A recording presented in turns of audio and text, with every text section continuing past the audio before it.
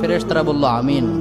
রেগে মেগে আপনি আপনার মেয়েকে বললেন জীবনেও তোর কপালে স্বামীর ভাত জুটবে না, ফেরেশতারা আবারও বলল আমিন। আচ্ছা, আপনি না সেই ব্যক্তি যে তার নিজের জীবনের চাইতেও সন্তানকে বেশি ভালোবাসেন? আপনি না সেই ব্যক্তি যে তার সন্তানের জন্য হাসতে হাসতে নিজের জীবনটাও দিয়ে দিতে পারেন?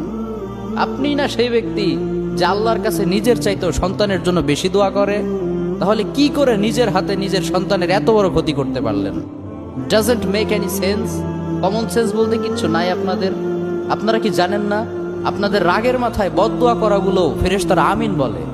দাওয়াতুল ওয়ালিদ আলা ওয়ালাদি, বাবা মা তার সন্তানের জন্য যেই দোয়া করে সেটা ভালো হোক কিংবা বদদোয়া হোক, আল্লাহ সেটাই কবুল করে নেয়।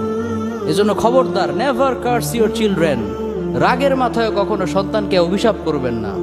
খুব বেশি রাগ উঠে গেলে তার জন্য উল্টা ভালো দোয়া করেন। কাবা শরীফের একজন ইমাম আছে, ইমাম আল কালবানি, তার মায়ের যখন প্রচন্ড